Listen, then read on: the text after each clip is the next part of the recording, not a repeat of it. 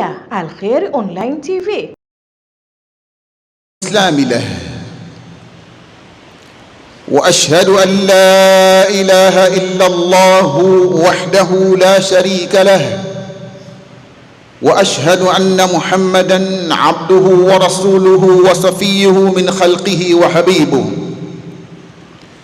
نشهد أنه بلغ الرسالة وأدى الأمانة ومحى الظلمة وجاهد في الله حق جهاده حتى أتاه اليقين فصلوات الله وسلامه عليه ما تعاقب الليل والنهار.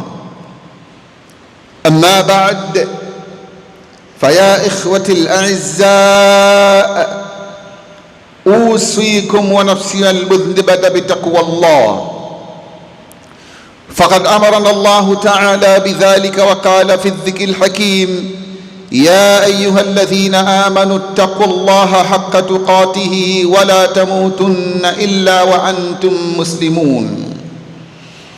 يا أيها الناس اتقوا ربكم الذي خلقكم من نفس واحدة وخلق منها زوجها وبث منهما رجالا كثيرا ونساء واتقوا الله الذي تساءلون به والأرحام إن الله كان عليكم رقيبا. يا أيها الذين آمنوا اتقوا الله وقولوا قولا سديدا يصلح لكم أعمالكم ويغفر لكم ذنوبكم ومن يطع الله ورسوله فقد فاز فوزا عظيما.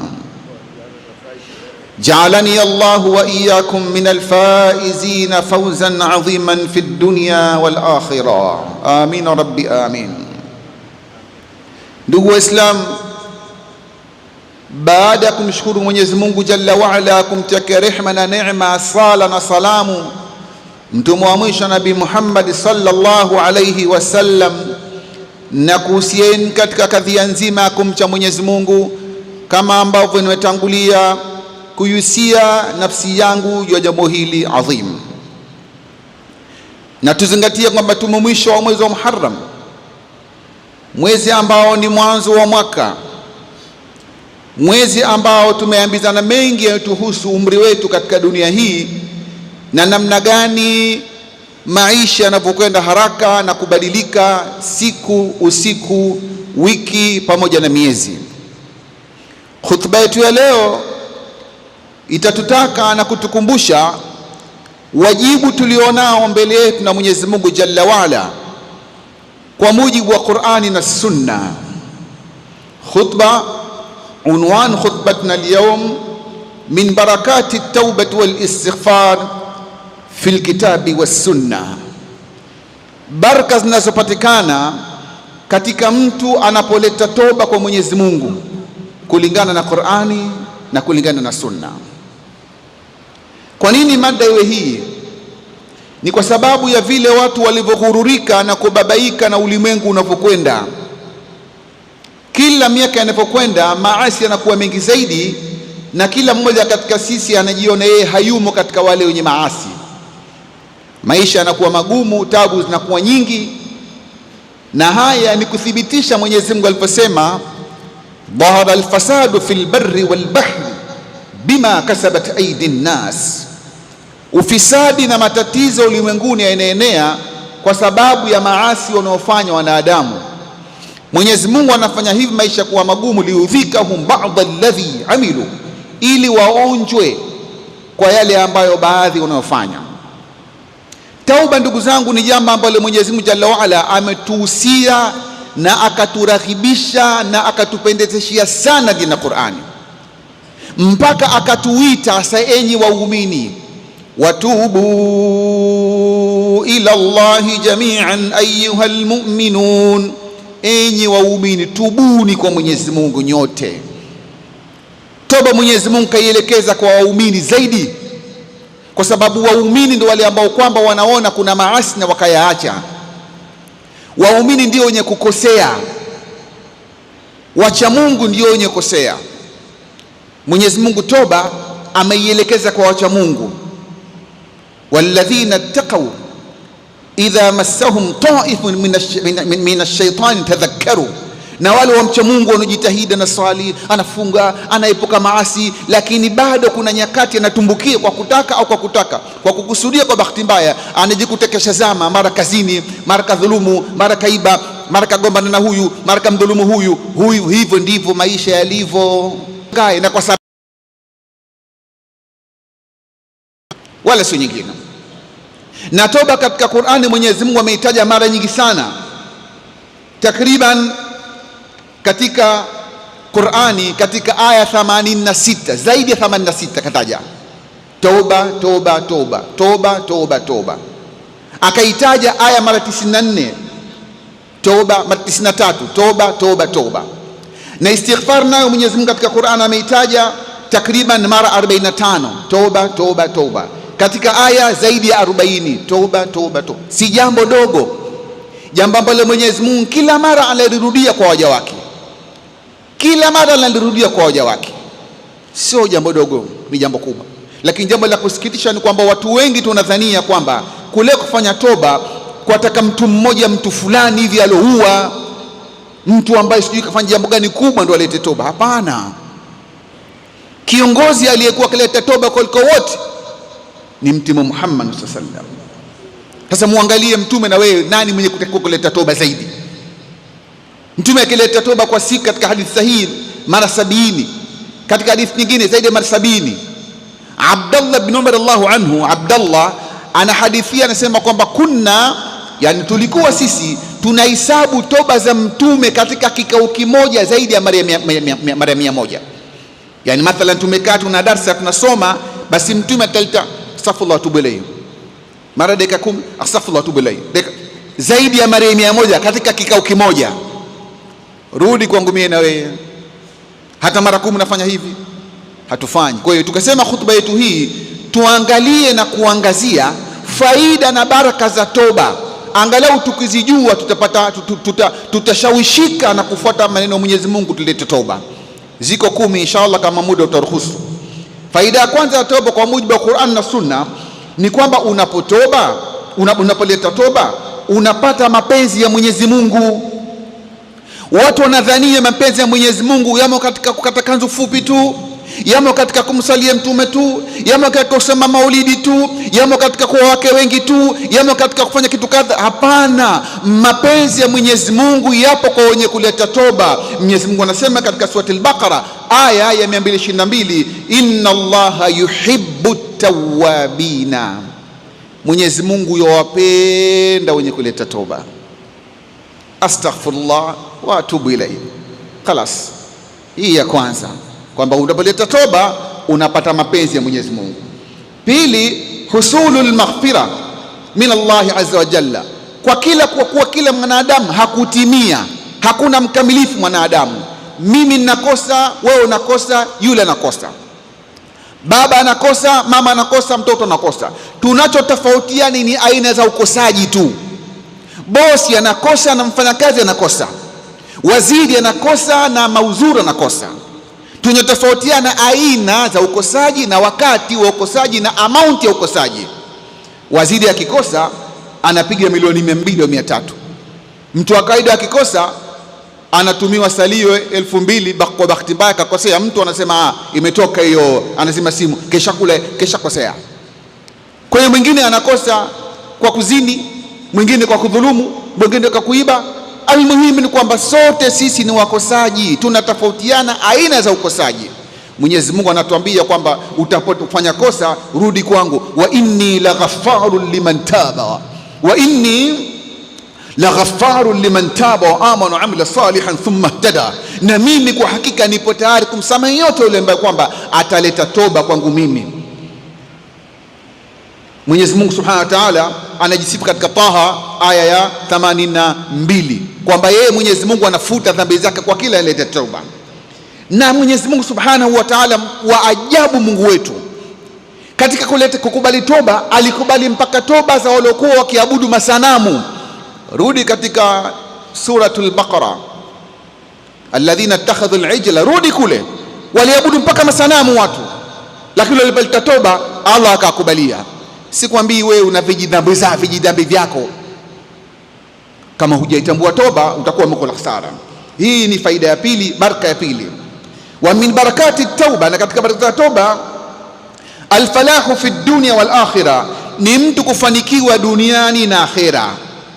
Subhanallah, watu wanahangaika na biashara mchana na usiku kucha, mahesabu kutwa kucha, mapikipiki nenda rudi, magari usiku, watu hawalali, wanahangaika nchini na baharini, nchi kavu na baharini, watu wanakesha katika bahari, wanatafuta dunia, wanatafuta riski, maisha yawe mazuri, watoto wangu wale, mke wangu wavae, watoto wasome. Sikiliza, Mwenyezi Mungu anakuambia, anasema hivi, watubu ila Allahi jami'an, watubu ila Allahi jami'an ayuha almu'minuna la'allakum tuflihuna, ili mpate kufanikiwa. Mafanikio yenu kwa Mwenyezi Mungu yatokana na toba zenu, hakuna chengine. Alimamu Saadi katika kutafsiri aya hii akasema, li anna almu'mina yad'u imanihi ila tauba, muislamu yad'uhu imani yake ya kumwamini Mungu inamsukuma moja kwa moja aende akalete toba. Kisha Mwenyezi Mungu akasema la'allakum tuflihuna, anasema Alimamu Saadi ya kwamba fala sabilu ila alfalahi illa bitauba, hakuna njia ya mafanikio duniani wala akhera kwa muislamu isipokuwa kuleta toba. Wa hiya rujuu mimma yakulu Allah ta'ala, na uitoba maana yake nini? Kurudi katika yale mambo ukayaacha Mwenyezi Mungu ambayo anayachukia. Hii ni faida ya tatu katika baraka za toba ndani ya Qur'ani wa Sunna. Ama ya nne, min barakati tauba al-istighfar tabdilu sayiat ila hasanat, ni kwamba kuna wakati mwingine Mwenyezi Mungu yale mambo mabaya uliyofanya, mtu kama katoka hapa kenda nje ya mji akatafuta mwanamke akazini naye akamaliza akakoga akarudi mjini hajulikani, anapoleta toba kuna uwezekano wa machafu yale kugeuzwa akawa mazuri. La ilaha illa Allah.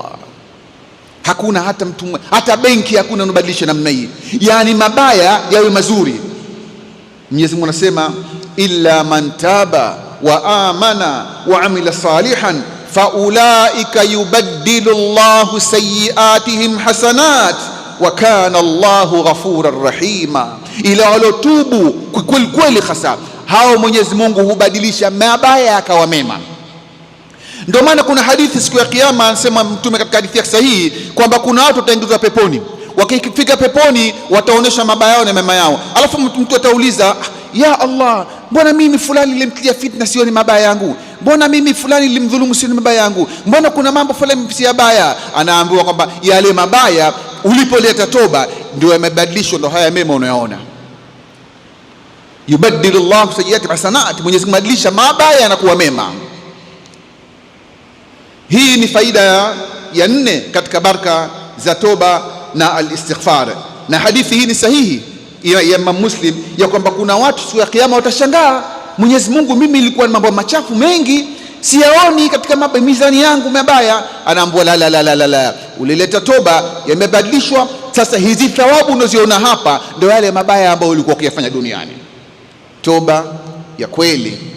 Min barakatin at-taubah wal istighfar at-takfiru as-sayyi'at wa dukhulu al-jannat. Katika baraka za toba na istighfar ni kwamba sio kufutwa tu yale madhambi, maana kuna mambo namna tatu. Kuna moja, mtu madhambi yake akafanya istighfar mpaka kamaliza, madhambi yale yakafutwa, yamefutwa tu basi, ikawa mtu madhambi yamefutwa, anakwenda Mwenyezi Mungu hana madhambi. Watu kama hawa wapo, watafutwa dhambi zao, hawana dhambi, watakuwa na thawabu. Na wa pili ni wale ambao tumesema kwamba wao dhambi zitafutwa, si kufutwa kuondoshwa, lakini zitabadilishwa kuwa thawabu. Sasa huyu mwingine ni kwamba yule ambaye kwamba dhambi zake zimefutwa, anakwenda siku ya Kiyama, kila anachotazama nakuta hakuna dhambi hata moja aliyokuwa nayo, na thawabu tuko vile vile kwa sababu dhambi zimefutwa. Mwenyezi Mungu anasema, ya ayyuhalladhina amanu tubu ila Allahi taubatan nasuha, yenye mlioamini tubuni kwa Mwenyezi Mungu toba ya ukweli ya kukubalika. Asa rabbukum, huenda Mwenyezi Mungu wenu, an yukaffira ankum sayiatikum, akakufutieni mabaya yenu, wa yudkhilakum jannatin, na baada ya kufuta mabaya nini kinachofuata? Wa yudkhilakum jannatin, atakuingizeni katika pepo, tajri min tahti al-anhar. Hakadha siku ya hasara, siku ya dhiki, siku ya kupimwa mabaya na mema. Mtu anakuta katika mizani yake mabaya hakuna hata moja analoliona. Kimetokea nini? Kwamba huyu mtu kafanya toba ya kweli na mambo yale yamefutwa. Aya hii anasema vile vile katika miongoni mwa mufassirina wengi wanasema kwamba qad amara Allahu bitawbati nasuha, Mwenyezi Mungu ameamrisha kwa amri watu walete toba ya kweli. Fi hadhihi alaya wa wa'ada alaiha, na vile vile akaahidi kwa aya hii bitakfiri sayiati, kwa kumsamehe mtu on top of that, yani maadhalika wa dukhuli aljannati, na kuingiza peponi. Na Mwenyezi Mungu hata siku moja hendi kinyume na ahadi yake. Mungu akikuahidi anakutekelezea. Min barakati tauba wal istighfar, miongoni mwa baraka za toba na istighfar. 6, manu adhabi fi dunya, hapa duniani tunateseka kwa mambo tunawafanya. Kuna dhambi chungu zima duniani, Mwenyezi Mungu anatupiga hapa hapa, anatuadhibisha. Lakini kumbe kuna mambo ukiyafanya Mwenyezi Mungu hakuadhibishi hata duniani, sikwambia akhera. Hapa duniani ukikosa ukakosea kweli kweli hasa.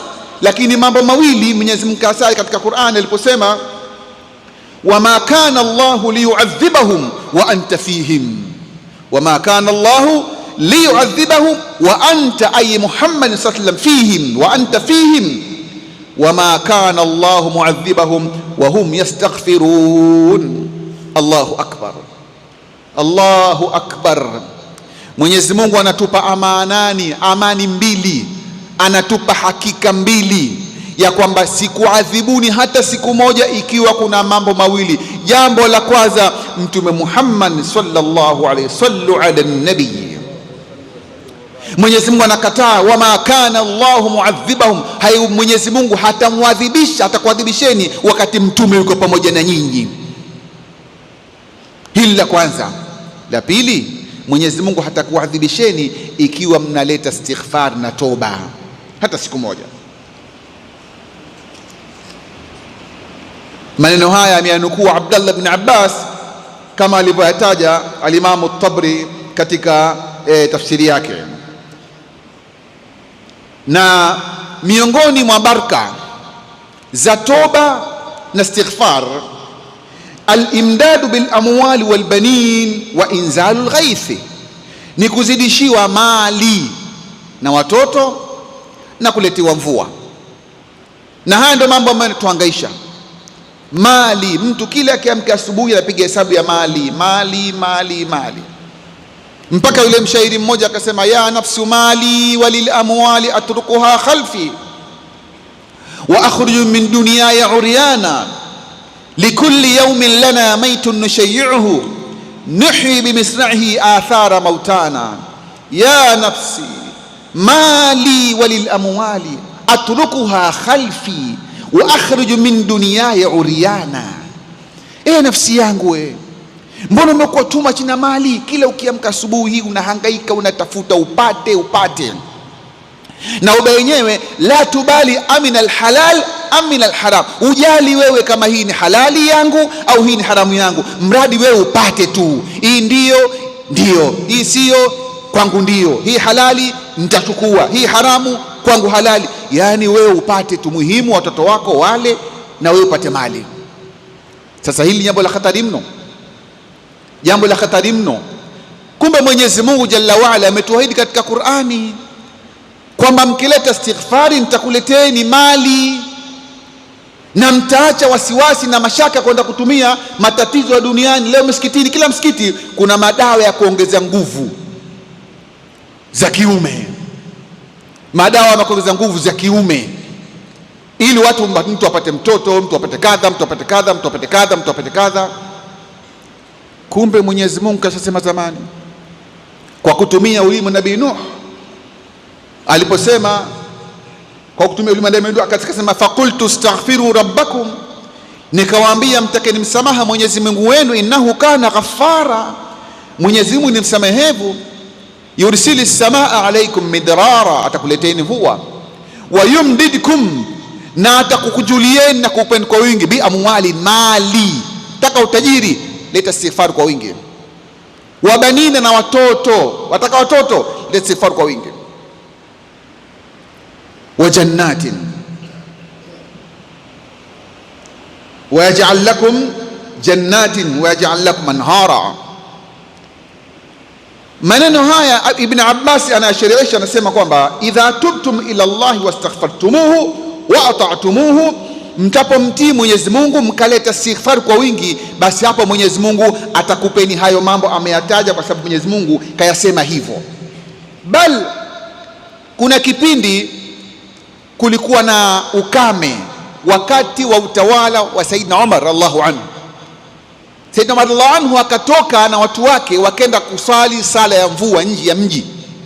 Alipofika kule, Saidina Umar radhiallahu anhu baada ya kuswalisha akasimama analeta istighfar. Basi hakuleta zaidi, hakuna dua ndefu mpaka watu wakatoka kusimama, hapana. Astaghfirullah, nastaghfirullah wa natubu ilayhi, nastaghfirullah. Maneno yalikuwa ni haya, at-tauba wal istighfar, at-tauba wal istighfar. Basi mpaka jamaa wakamuuliza, ya Umar, ya amira almu'minina, ma naraka istaqaita, mbona tunaona huombi mvua? Tumekuja kuomba mvua, wewe huombi mvua, unaleta istighfar na toba tu vipi? Faqala, akasema, laqad talabtu almatar bimajadi'i as-samai allati yastanzilu biha almatar, ni tumeomba mvua katika zile kona zake ambazo ndo inapitia kutoka. Yani kama yule mtu ambaye anajua vizuri pahala pa kupeleka mshale wake, akalenga akapata unachokitaka, ndo maana yake kwamba nimeomba dua katika njia za, katika nyota za, katika mapande yake ambayo huko ikiomba ndio inatoka. Mapande gani hayo? Al-istighfar, kama ilivyokuja min barakati at-tauba wal-istighfar. Thaminan, ya nane, al-mata'u al-hasan wa ziyadatu al-quwwa, maisha mazuri na kuzidishiwa nguvu.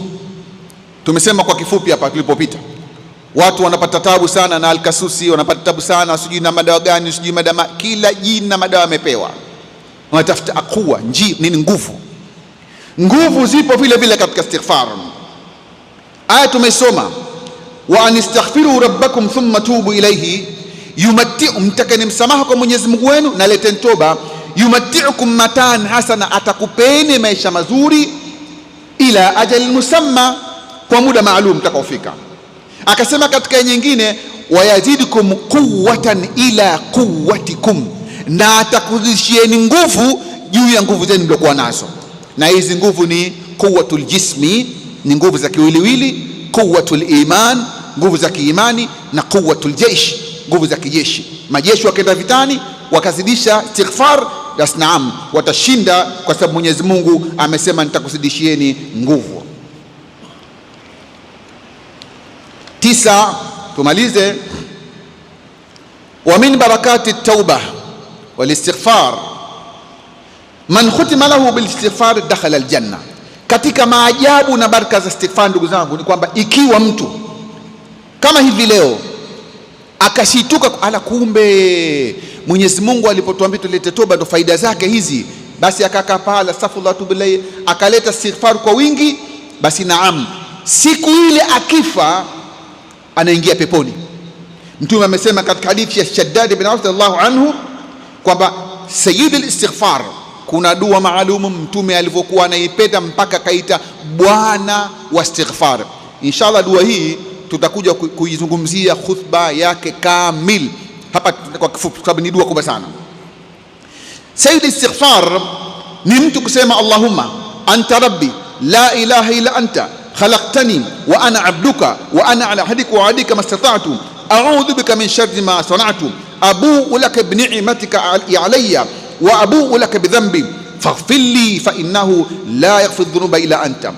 Mtume akasema atakayesema asubuhi akafa jioni, kwa kweli hasa muqinan bima qala, kasema kwa kweli moyoni mwake, sio kaka msikitini kwenye kahawa au katika karata au katika barza yao popote pale anasema neno haya, na huko anaangalia anapita njiani kule, Allahumma anta rabbi la ilaha illa anta, mara kapita mwanamke astaghfirullah, mara kapita mpira, tukafungeni leo Allahu.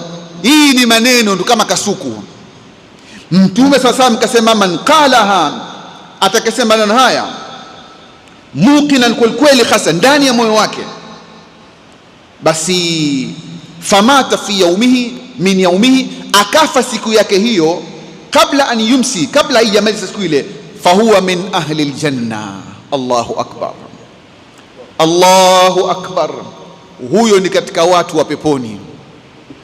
Alistighfar, ndio tukasema hii ni dua kubwa. Insha Allah tukipata fursa tutakuja kuizungumza kwa urefu wake, na nini ahlul ilmu wamesema juu ya dua hii, maimamu wamesema taaliki gani juu ya hii dua hii, na kwa nini mtume akasema hii ni dua bwana wa istighfaru zote. Na hii imo katika Sahih Bukhari, hadith namba 6306.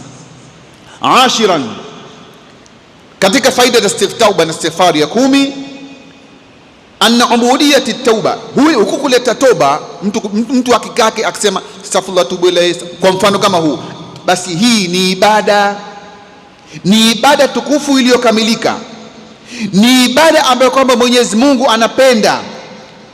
Mtume anasema katika hadithi, Allahu ashaddu farhan bitaubati abdihi, Mwenyezi Mungu anafurahi sana kwa mja wake anapoleta toba. Hina yatubu ilayhi, wakati anapoleta toba Mwenyezi Mungu anafurahi.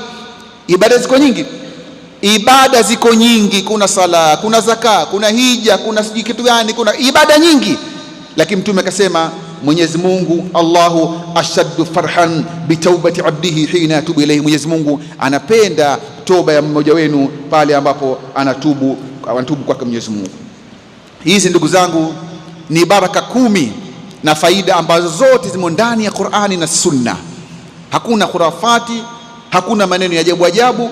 Al-Qur'an wa Sunna, ashura fawaid wa barakat, faida 10 na baraka za Mwenyezi Mungu, za kutoka Mwenyezi Mungu, ambazo hapa unaelewa kwa nini Mwenyezi Mungu akawa mara nyingi anatuita njoni mtubu, njoni mtubu, mpaka mwenyewe akajiita sasa wa ana tawwabu, na mimi napokea toba. Kumbe katika kule kutubu kule ndiko kuna faida yake sisi, wala si kwa bila Mwenyezi Mungu.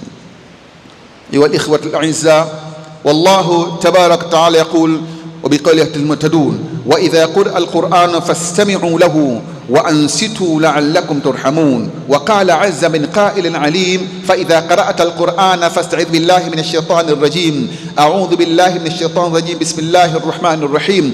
والعصر إن الإنسان لفي خسر إلا الذين آمنوا من الصالحات وتواصوا بالحق وتواصوا بالصبر.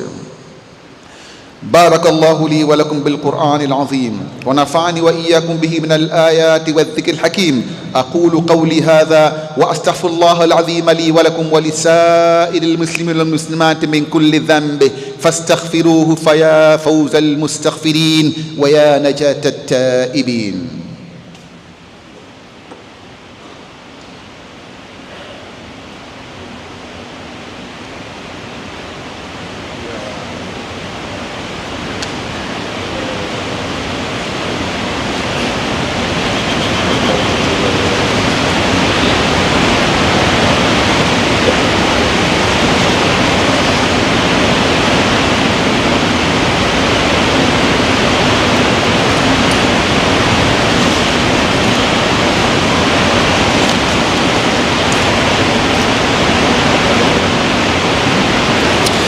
الحمد لله وحده الصلاة والسلام على من لا نبي بعده وأشهد أن لا إله إلا الله وحده لا شريك له وأشهد أن محمدا عبده ورسوله وصفيه من خلقه وحبيبه.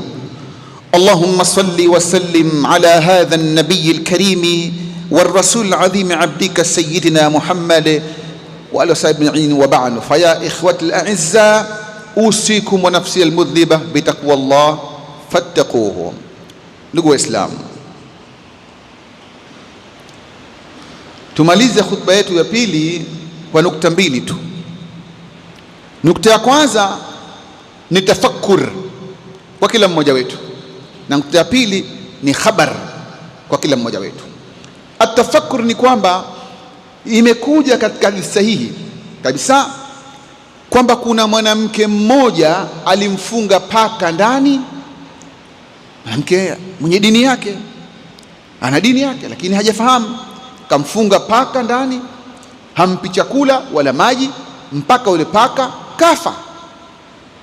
Mtume akasema mwanamke yule amekwenda motoni kwa sababu ya kumuua paka, qitta, hirra, akat, kamuua paka, kena peponi. Haya, moja hiyo. Pili, imekuja kwamba kuna mtu kaua wanadamu wenye roho zao, wanadamu wenye roho zao, wazima, binadamu, watu kaua, si mmoja, si wawili, si watatu, si wanne, 99 kaua. Jamaa naua kama naua kuku wa chipsi. Taamal, yule mwanamke kaua paka na kena motoni. Huyu wa pili kaua watu 99, kenda kwa mmoja katika wenye kufanya ibada, al-abidu az-zahid, akamuuliza, mimi nimefanya makosa, nafsi yangu nimefanya israfu, nimefanya madhambi, nimeua watu 99, fahal min tauba, fahal li min tauba, kuna namna mimi nilete toba? Yule bwana alikuwa ni mfanya ibada sana, hakuwa ni alim, alikuwa ni az-zahid al-abid. Akamwambia, wewe tena fanya maskhara wewe bana, mtu unaua tu bana, wewe subiri unzako motoni tena. Unaua kama kitu gani bana? Yule bwana akakasirika, akatoa upanga, akamkata kichwa na yule, wakawa 100. Kaua watu 100. Akatoka hapa akenda katika kuuliza, akaambiwa bana, wewe kuna mwanachuoni. Na hapo tofauti, ndugu zangu, huna alfarqu baina al-abid az-zahid wal alim al-amili. Al-abid az-zahid wal alim al-amili, mwanachuoni mwenye kuifanyia kazi ilmu yake, mwenye kusomesha, anayejua nini anakifanya, mwenye wanafunzi na watu wanamfuata nyuma yake. Huyu ndio mwanachuoni, sio yule mwenye kufanya ibada chumbani kwake au nyumbani kwake au msikitini. Yule ni anaitwa ni mfanya ibada tu, mcha Mungu. Zako na mcha Mungu vile vile, sawa. Alipokwenda kwa huyu mwanachuoni, akamweleza, bana, mimi nimefanya kitu kadha kadha, nimeua watu 100. Je, kuna namna mimi ya kuokoka bana? Mwanachuoni akamwambia, naam, la taqnatu min rahmatillah, usikate tamaa katika rehema za Mwenyezi Mungu. Lakini kwa sababu mji huu watu wote nakujua wewe ni katika watu wabaya, wauaji, hapa ondoka. Hata mtu kumwendea kama mwingine, ukitaka kumwambia habari yako, anaona kwamba ataniua huyu, kwa hiyo atakuogopa. Nenda katika pahala watu hawakujui, nenda katika ardhi fulani, akamwelekeza. Labda tuseme, labda hapa, nenda Kigamboni. Ukifika kule utauliza mwanachuoni fulani pale, utaleta toba, hakuna anakujua. Basi yule bwana akatoka, mguu mosi mguu pili, anakwenda ile amishwa kule, akalete toba. Lakini ardhi ile hakuifikia, katikati yake akafariki.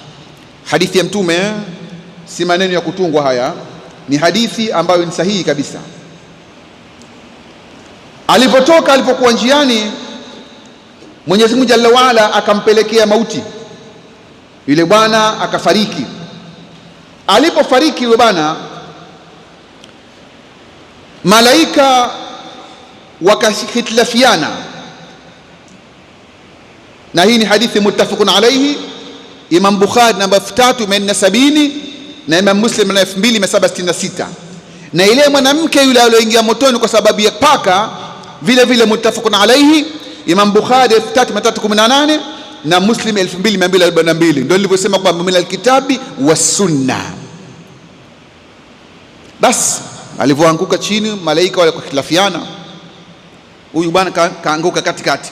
Hii ardhi ambayo anatoka, ardhi ambayo inajulikana kwamba hii ni mshenzi muuaji, kesha toka kafika nusu hapa.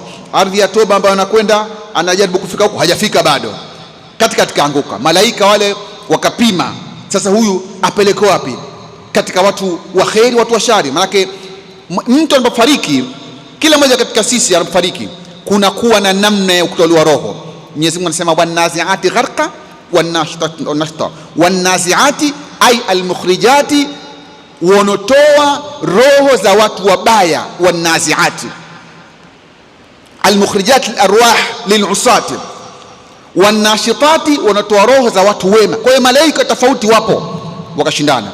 Mwenyezi Mungu Jalla waala, kwa sababu yeye ni Tawwabur Rahim. Mwenyezi Mungu anapenda toba, anapenda mtu aliye toba, anawaita waja wake ujue tubu. Mwenyezi Mungu akaivuta ile ardhi ya ambayo kashatoka ikawa ni ndogo, ile ardhi anakwenda ikawa kule ni kubwa zaidi, ikaelemea kule. Mwenyezi Mungu kwa kifupi kamfanyie favor, akachukuliwa upande wa pili, yule bwana akatua kheri, kaua watu 100, lakini kwa sababu ya toba kenda peponi. Kaua paka nyau kamuua, lenke na motoni, hakuleta toba. Ndugu zangu, huu ndio uzito wa toba.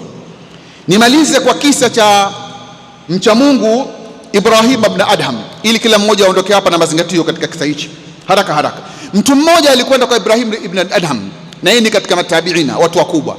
Akamwambia, ya Imam, ana mushrifun ala nafsi famadha af'al, mimi unavyoniona hapa mnafanya maasi mengi, nashinda kujizuia. Na kuna vijana wengi tabia hiyo wanayo, nashinda kujizuia.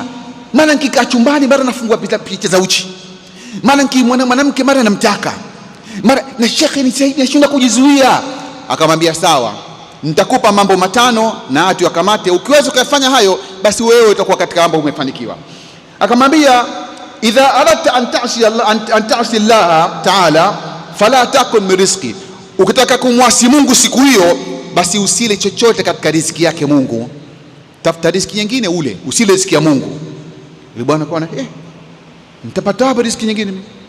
Mwenyezi Mungu huwa Razzaq, ndio mwenye kutoa riziki, mimi nitakula wapi?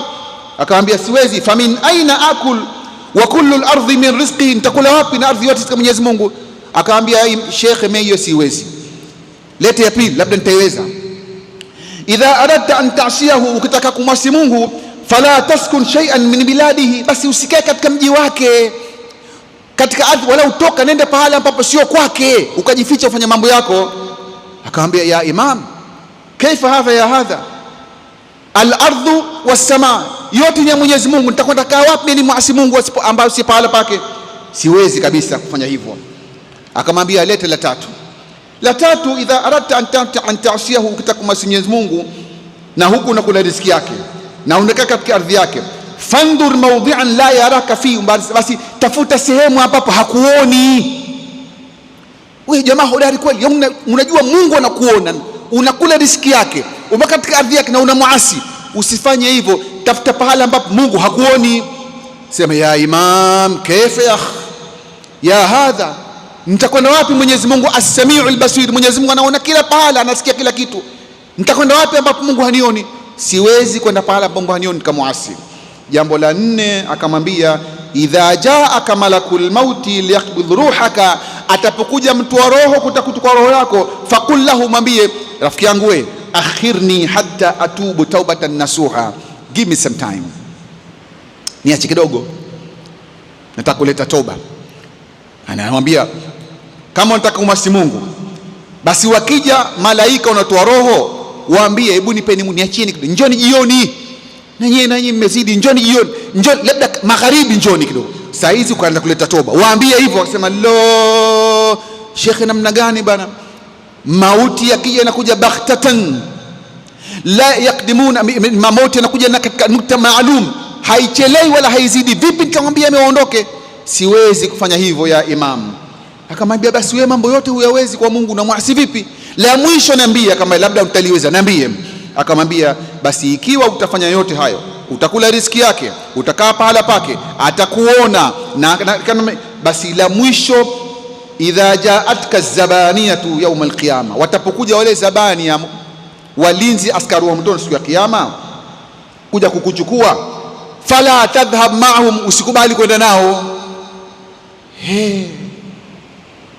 Waambie niachieni mimi. Bwana kona Imam, malaika mimi nitaweza kuambia nayo? Akamwambia huwezi. Akamwambia basi sasa unaambiwa hivi kwamba ishi maisha yako, jitahidi uwezavyo, lakini ilete toba kila dakika, kwa sababu huwezi kumwasi Mungu, huwezi kufanya mambo yote ambayo nimekwambia 5 kisha Mungu kumwasi. Kwa hiyo ndugu zangu, toba ni wajibu kwetu sisi. At-tauba wajibatun likulli dhanbin, toba ni lazima kwa kila dhambi, na sisi wanadamu kulluna mudhnibun, sote tunafanya madhambi, hatuna budi kuleta toba. Na kitu chengine kidogo tinitoe tanabahi, kuna sala inaitwa salatu tauba. Wallahi sidhani hata kama watu wanajua sala hii salatu tauba, sidhani kama kuna watu wanajua, lakini kila siku watu wanamuasi Mungu. Katika hadithi ambayo imepokea na Abubakar radhiallahu anhu, Sayyidina Abubakar radhiallahu anhu kapokea hadithi hiyo kwamba Mtume kasema, mmoja wenu akitenda dhambi kisha akakumbuka, arudi akatie udhu vizuri sana, kisha aswali rak'ataini, amuombe Mungu amsamehe kwa dhambi ile, Mungu atamsamehe. Lakini nani katika sisi, wallahi ingekuwa jambo la kushindana, tungesema tunda laki moja hapa, aliyewahi kusali swala hii toba mara mbili au kidole, wallahi ingekuwa aibu tupu hapa. Alhamdulillah. Inna Allah wa malaikatahu yusalluna ala nabi ya ayyuhalladhina amanu sallu alayhi wa sallimu taslima. وارض اللهم عن جميع صحابة رسولك المختار، خصوصا منهم الأربعة الخلفاء أبي بكر وعمر وعثمان وعلي. اللهم ربنا تقبل منا إنك أنت السميع العليم، وتب علينا يا مولانا إنك أنت التواب الرحيم. ربنا لا تزغ قلوبنا بعد إذ هديتنا وهب لنا من لدنك رحمة إنك أنت الوهاب. اللهم ارحمنا فإنك بنا راحم، ولا تعذبنا فأنت علينا قادر. اللهم الطفنا فيما جرت به المقادير إنك على كل شيء قدير وبالإجابة جدير. يا نعم المولى ويا نعم النصير. تبنا إلى الله، تبنا إلى الله، تبنا إلى الله، ورجعنا إلى الله، ورجعنا إلى الله، وندمنا وعزمنا عزما عقيدا على أننا لا نعصي الله. اللهم في المؤمنين والمؤمنات والمسلمين والمسلمات الأحياء من الأموات. اللهم ربنا آتنا في الدنيا حسنة وفي الآخرة حسنة وقنا عذاب النار. عباد الله، إن الله يأمر بالعدل والإحسان وإيتاء ذي القربى وينهى عن الفحشاء والمنكر والبغي يعظكم لعلكم تذكرون. اذكروا الله العظيم الجليل يذكركم واشكروه على نعمه يزدكم وقوموا إلى صلاتكم يرحمكم الله.